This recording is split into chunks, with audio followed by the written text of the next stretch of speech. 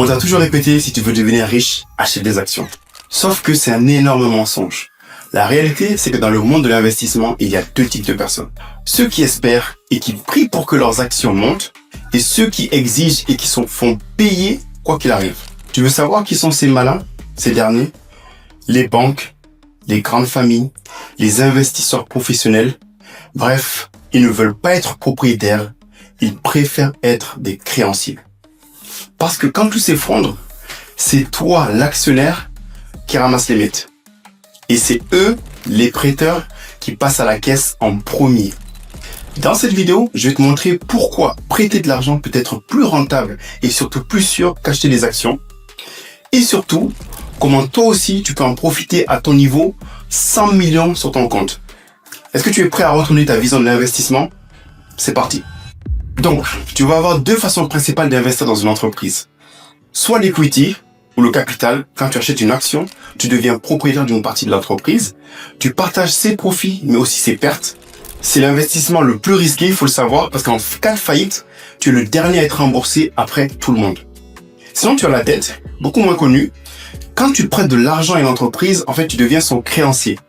L'entreprise, elle est obligée de te rembourser le capital et les intérêts, quoi qu'il arrive. Et en cas de faillite, tu seras prioritaire. Donc la dette, c'est un investissement, si tu regardes bien, beaucoup moins risqué. Alors, une notion fondamentale, mais très peu connue ou qu'on l'oublie souvent, c'est la hiérarchie de la richesse. Si une entreprise fait faillite, c'est le créancier qui est remboursé en premier avant l'actionnaire. En bourse, par exemple, si tu achètes des actions, tu es tout en bas de la pyramide en cas de faillite. Ton risque, il est donc maximal. Exemple, on va y dire que tu investis 1000 € dans une startup. Okay. Si tu achètes des actions, tu vas avoir 1000 € d'actions dans cette startup. Si la startup échoue, tu perds tout. Si elle explose, tu peux faire du x10 ou du x20 sur ta mise. C'est un pari hyper risqué. À l'inverse, si tu prêtes de l'argent, donc là c'est de la dette, tu vas prêter par exemple 1000 € à la startup avec un intérêt annuel de 8%. Si la startup échoue, tu es prioritaire pour récupérer au moins tes 1000 €, le capital que tu as investi. Si elle réussit, tu vas récupérer les 1000 € et les intérêts. Ton rendement, lui, il est plafonné, mais ton risque, il est beaucoup plus faible. Alors, il faut que tu saches que la dette privée, ce n'est pas un concept abstrait.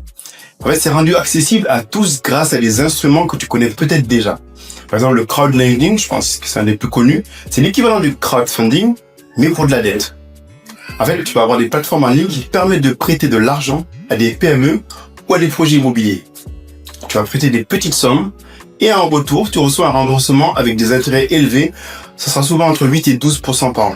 Et ça, c'est un excellent moyen de démarrer dans la dette privée. Tu as un autre instrument financier qui sont les obligations atypiques. Là, c'est un instrument que tu verras beaucoup moins souvent.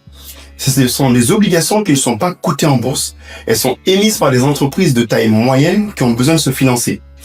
Elles vont offrir des rendements bien plus élevés que les obligations d'État et te donnent la priorité sur les actionnaires en cas de problème de l'entreprise. Tu as également donc les fonds de private debt. Ça, c'est la version professionnelle de la dette privée. Des fonds d'investissement vont collecter de l'argent auprès d'investisseurs fortunés et de grandes institutions pour pouvoir prêter à des entreprises beaucoup plus importantes. Et c'est ici que les gros rendements et les plus grandes sécurités vont se trouver. Je donne un exemple. Donc, un promoteur immobilier a besoin de 500 000 € pour construire un immeuble. Au lieu d'aller voir sa banque, qui va avoir des conditions très strictes, il va passer par une plateforme de crowdlending. Toi, en tant qu'investisseur, tu peux lui prêter 1000 € et en échange, il s'engage à te rembourser avec des intérêts. C'est une situation gagnant-gagnant. L'investisseur a un rendement très supérieur à l'épargne, clairement, et l'entreprise a un financement rapide et flexible, sans toutes les contraintes de la banque. Les investisseurs professionnels, en fait, ils ne s'intéressent pas à l'explosion d'un investissement. Ils s'intéressent au flux de trésorerie régulier et qui est prévisible. Et c'est là, en fait, que la dette privée, elle est imbattable par rapport à d'autres types d'investissements. C'est que tu vas avoir du rendement stable et contrairement aux actions qui peuvent passer par des cycles de forte croissance et de forte baisse, un investissement dans la dette privée te garantit un revenu, un rendement régulier. L'entreprise va te payer des intérêts fixes, ce qui te permet de planifier tes finances sur le long terme. Le principe de sécurité, en prêtant de l'argent, en fait, tu peux demander des garanties. Ça peut être un actif de l'entreprise, un bien immobilier ou même une garantie personnelle des dirigeants. Et en cas de non-paiement, là, la loi est de ton côté. Tu es le premier à être remboursé. C'est ce qui fait que c'est beaucoup plus sécurisé. Tu vas avoir une autre caractéristique très intéressante, c'est l'attrait du risque mesuré. Les investisseurs les plus riches, ils sont obsédés par la préservation du capital. Ils cherchent pas à le faire croître à tout prix, ils cherchent déjà à le conserver. Ils préfèrent un rendement de 8 à 10% sur de la dette avec un risque faible qu'un rendement potentiel de 15% sur une action avec un risque très très fort. Un exemple, c'est un grand fonds de private equity, le fameux LBO, va financer une partie de ses acquisitions avec de la dette. Il va donc prêter de l'argent à une entreprise qui l'achète. Il aura donc une double casquette, actionnaire et créancier. Et ça, c'est la preuve ultime que les pros utilisent la dette pour se sécuriser et minimiser les risques. Alors, par contre, il ne faut pas te méprendre. Ici, je suis pas en train de te dire de ne plus acheter d'actions du tout. On est là vraiment pour réfléchir sur tout ce qui est faisable. La meilleure stratégie, en fait, ça va être de combiner les deux. Mais la dette privée, en fait, doit faire fortement partie de ton portefeuille. Donc, quelques caractéristiques, ça va être le socle. La dette privée avec ses rendements stables, en fait, il peut être le socle de ton portefeuille pour le côté sécurité. C'est ce qui va donner un revenu régulier pour financer tes projets de vie ou tes autres investissements. La croissance, c'est là que l'equity avec son risque plus élevé est là pour, en fait, la croissance tout simplement. Ok? Des rendements beaucoup plus forts, mais beaucoup plus risqués. C'est là que tu vas chercher, en fait, le jackpot. L'autre caractéristique, c'est la diversification, en fait. En ayant les deux types d'actifs, tu ne seras pas dépendant d'un seul marché. Si la bourse s'effondre, tes investissements dans la dette, eux, ils vont continuer à te rapporter de l'argent. Les plus grandes fortunes de ce monde, comme la famille Arnault ou la famille Rothschild, ont bâti leur empire sur la dette. Elles ont prêté de l'argent à des rois, à des États, à des entreprises. Et c'est comme ça qu'elles ont accumulé dans le temps leur richesse sur la base d'un revenu stable et de la sécurité du remboursement. Alors, pour retenir l'essentiel de cette vidéo, je t'ai fait un petit récap. Par exemple, on a vu la dette versus l'equity. L'equity est plus risqué parce que tu es le dernier à être remboursé en cas de faillite. La dette, elle, te donne la priorité et plus de sécurité. Les instruments, tu vas avoir le crowdlending, les obligations atypiques et les fonds de private debt qui te permettent d'accéder à ce type d'investissement. La mentalité des pros, c'est de se dire qu'ils privilégient la stabilité et les flux de trésorerie réguliers plutôt que les gains explosifs mais incertains.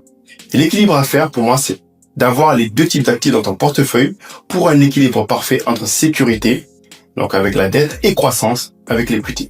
Je pense que tu l'as compris, l'investissement, c'est pas seulement d'acheter des actions. Il y a un monde de possibilités devant nous qui est inconnu et c'est le but aussi de cette chaîne.